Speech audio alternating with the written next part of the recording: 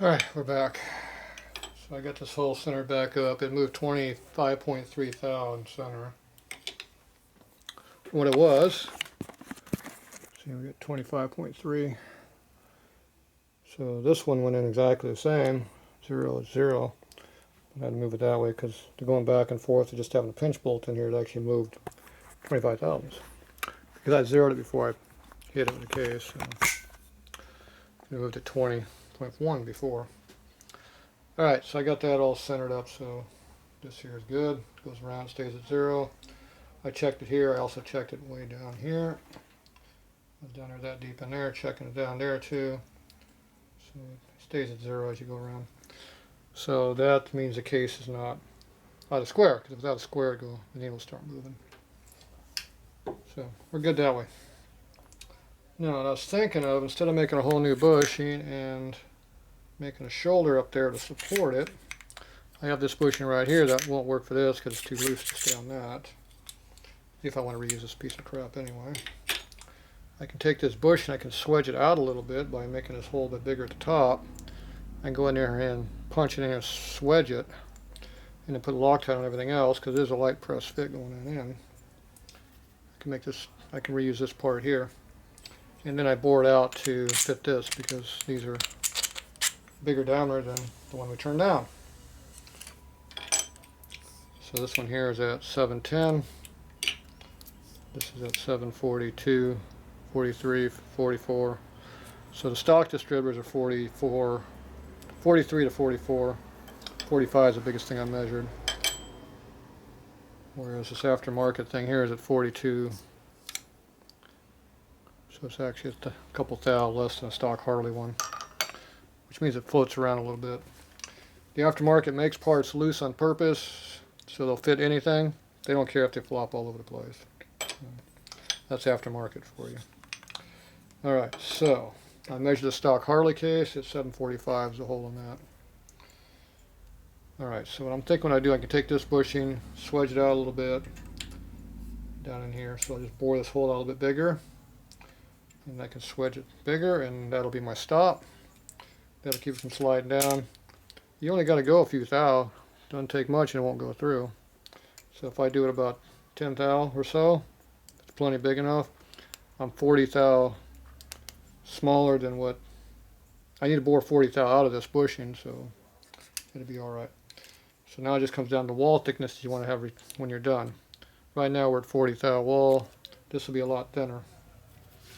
So that's the next thing. What's too thin to keep?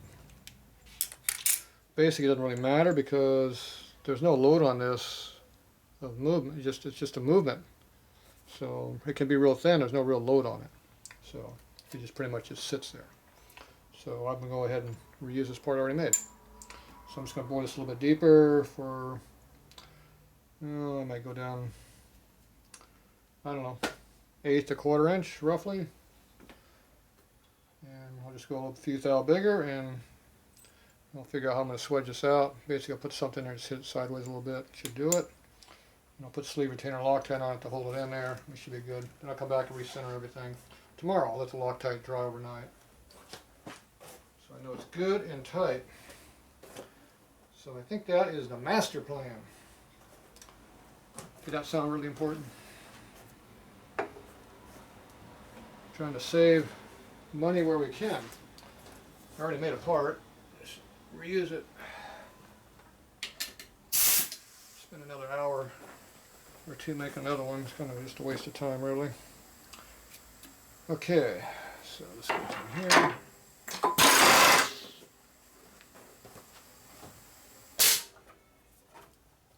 All right.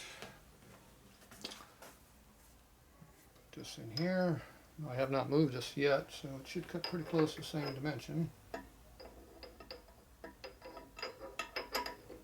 Didn't really move anything. It should repeat pretty closely. Most of the time it repeats within a thou.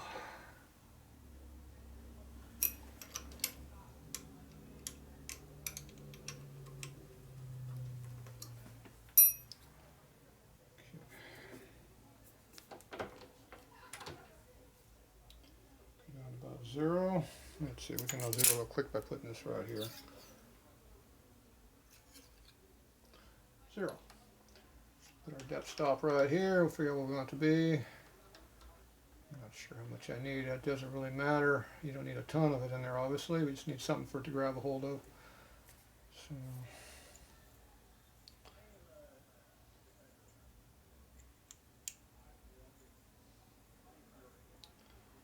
I like to put this in backwards too, but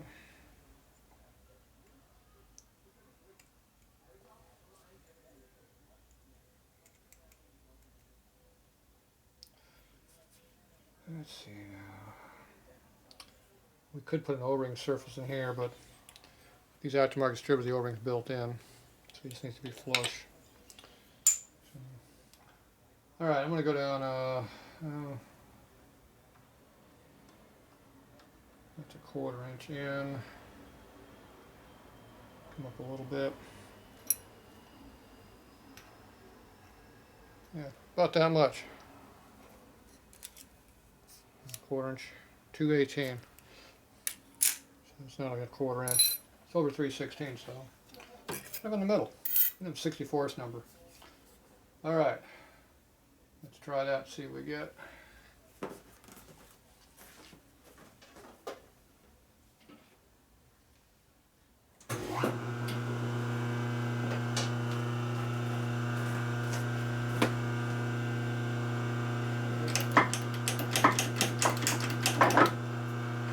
Engaged.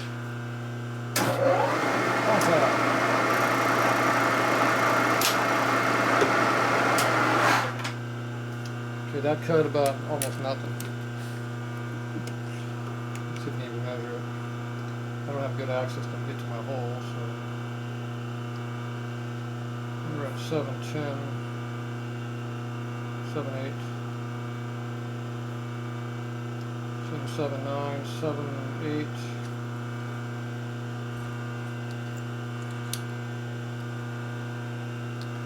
792. See, I'm at an angle, so I can't measure the hole correctly.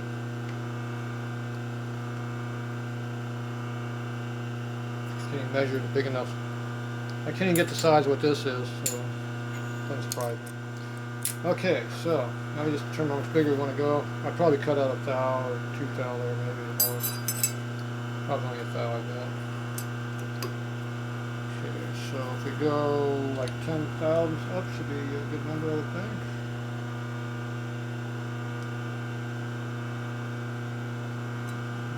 That should be about 10 thou. See what that looks like. I might give a little extra. Maybe I'll go 15 thou.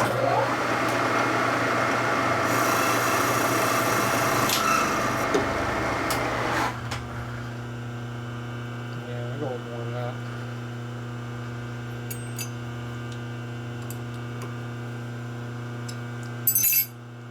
6 or 7 more.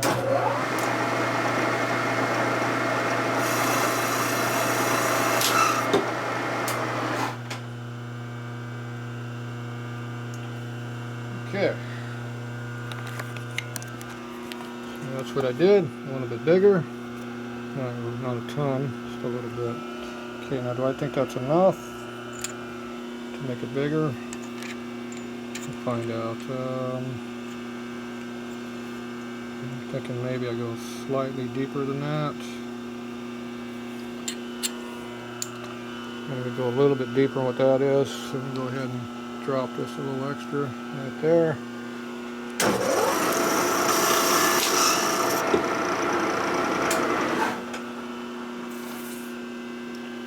Alright, I think that looks a little better. Got something to bite into. There's a little bit of a lip there, like so we just need something so it doesn't fall through, don't need a lot. Thinking that's good enough. Alright.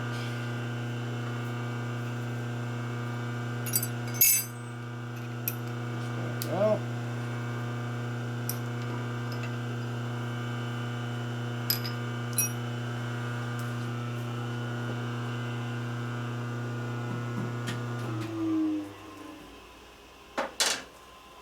Phase converter off, the noise maker.